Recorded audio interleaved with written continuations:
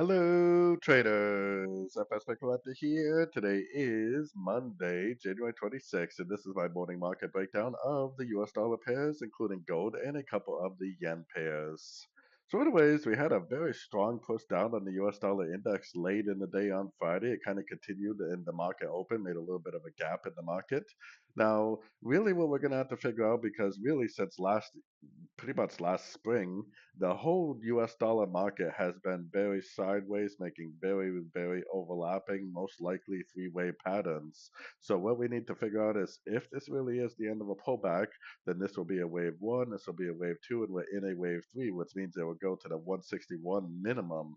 The 161 is actually way down here near this little box that I have on the higher time frames. If it's actually not going to break out, and this right here is actually not the end of a correction right here, then we could continue to see three-way patterns. This possibly could be an A, B, C pattern, and this could stretch out into like an A, B, C, D, E, X, Y. Just keep on adding letters. If you look in the Elliot wave, Proctor Frostberg, they do show examples of like A, B, C, D, E, F, G patterns and things like that. So it is possible that this could be another ABC, and it is possible that it could turn up in a big way. I think it's more likely that it's a wave one, a wave two, and a wave three, but I always try to keep all possibilities in mind. And there's always a possibility that this US dollar index continues to be an overlapping pattern on the daily to weekly time frames. So, anyways, keeping all that information in mind, let's move on to the euro dollar. Euro dollar, very strong push over the last, several trading days. As you can see, we are back up at a pretty important resistance area. So maybe we will see some resistance right here. We are at a Fibonacci level. I would personally have a hard time recommending shorts until I saw some sort of a proof that this right here was topping out. Because if this is really the top of a wave one over here, this is really the end of a wave E, which would be the end of a wave two. That means that we're starting a wave three. If we're starting a wave three on the daily to weekly time frame, that's going to be an extremely strong trend. There's going to be small pullbacks on sort of time frames and big impulsive moves, probably for the next several months if this really is a wave three, which is good because if it really is a wave three, it should be very obvious that it's a wave three because it's going to be a very strong push up. So anyways, going down to the 1 hour time frame, I mean, I would be recommending nothing but longs, especially if this thing does confirm wave three. We want to put our Fibonacci retracement on the last impulsive up. We're looking for Fibonacci bounces. We're especially looking for one, two, three waves down and golfing moves to the upside. Like I said, I mean, if it does prove us otherwise, by making like a double top at a Fibonacci level and breaking structure down, then it would be possible at that point to start recommending shorts. But at this point, we could be in a big old giant wave three on the weekly and daily. And if that is the case, this is going to be a very strong trend. So moving on to the pound dollar. Pound dollar, same story. We are definitely kind of at a little bit of a resistance area. This has been a pretty important area in the past, right here, and then right here. It's pretty important. I'm sure there's more, support and resistance on the left if we zoom out further. So it could be an important area, but we're not really at a Fibonacci level yet. So there's really no reason yet to say that this is going to turn. Going down to the higher time frames, unfortunately, if anybody is a counter trend trader, you're not going to hear me recommending any counter trend trades anytime soon because all these US dollar pairs could be in a wave three. If they are in a wave three, they could make small little pullbacks like this and just keep on trending. We want to use our Fibonacci retracement when we do see a pullback starting, but some of these pullbacks could be very small and very quick and just keep on making higher highs, higher lows on the higher time frame. So definitely looking at your Fibonacci retracement levels for pullback areas for more entries to go long. Moving on to the Aussie dollar. Aussie dollar was actually really strong before this move even started. We are sitting at a Fibonacci level on the Aussie dollar also. It could be an area of resistance. There is definitely a gap in the market that may try to fill. So, we could possibly get a little bit of a push down. But for me, like I said, you're not going to hear me recommending any counter trend moves on any of the dollar pairs unless they give me some sort of proof. And the proof that I would need is a solid, good break of structure at a Fibonacci retracement on the higher time frames, like the daily veins. If that does happen, I'll be more than happy to start looking for shorts. But as of right now, anything I see to the downside, I would just put my Fibonacci retracement on there, and I would definitely be assuming anything I see to the downside is just a pullback within this very strong uptrend on the higher time frames. If we really are in a wave three on the daily, then you need to realize that the trend is your friend because these are going to be some very strong trends over this next 2026 year. Moving on to the US dollar CAD, kind of the same story.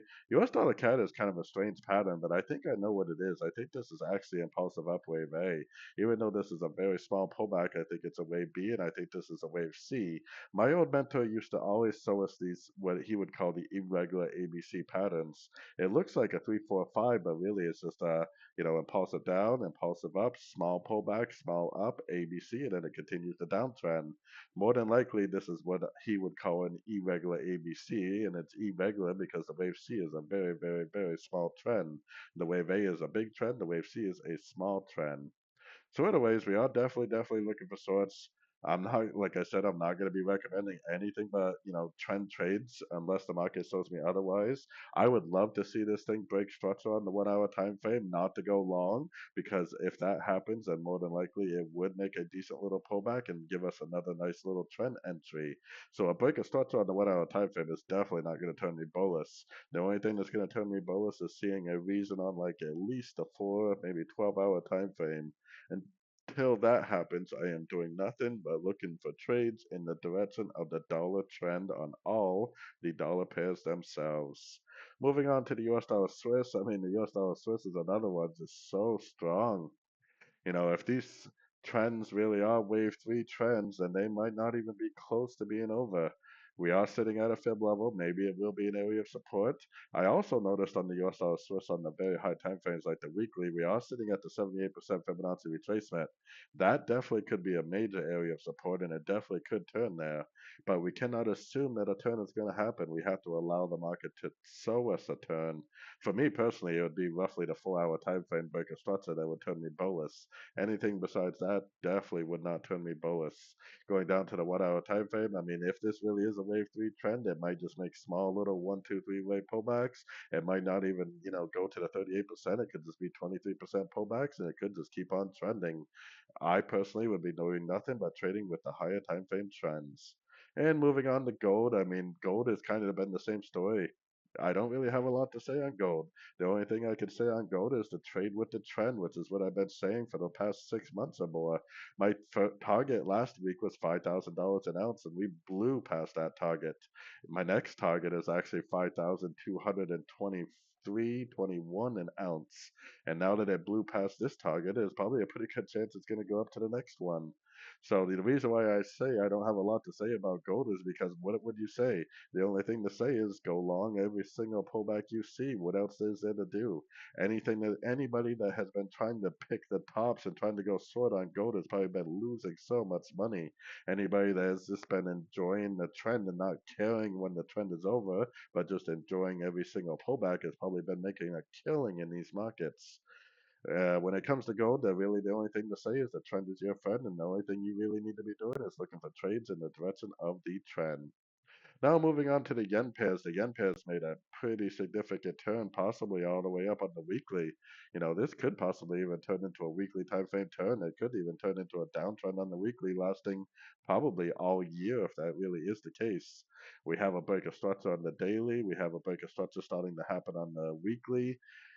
We are sitting at a pretty important Fibonacci level, so it could act as an area of support. And if it does, I will be excited not to go long, but in order to go short again at the end of every single pullback I see.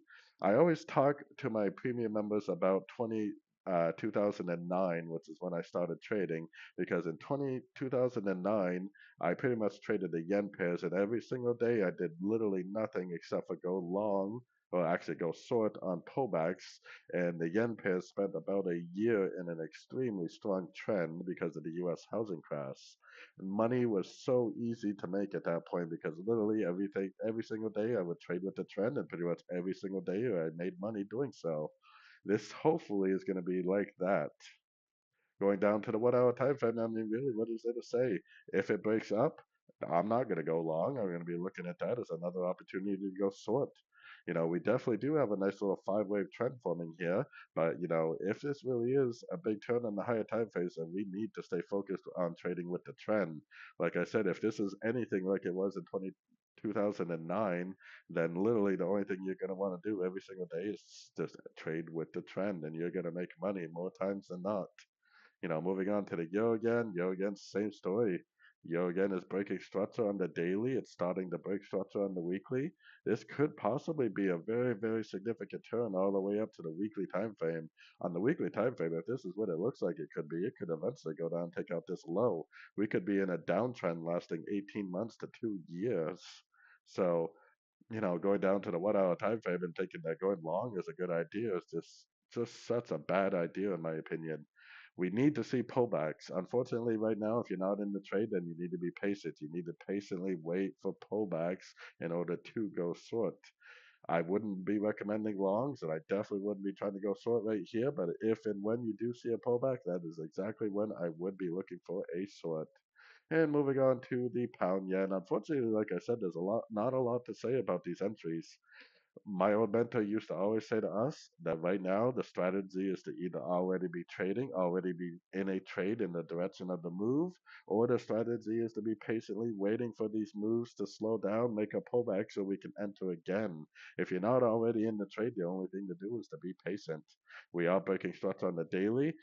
This also could be a top on the weekly. Going down to the 1 hour time frame, like I said, unfortunately, there's not a lot to say. If it breaks structure to the upside, the first thing I would do is sell my Fibonacci retracement there, and I would be patiently waiting for pullback entries, especially three-way pullback entries, Fibonacci bounces in order to go short again for the continuation of this downtrend, which is a very, very, very strong trend. Like I said, if this is anything like it was in 2009, then you definitely want to be trading with these trends. Otherwise, you're going to be getting beat up. So, anyways, I hope everybody enjoyed this. As always, thank you for watching and happy trading to everyone.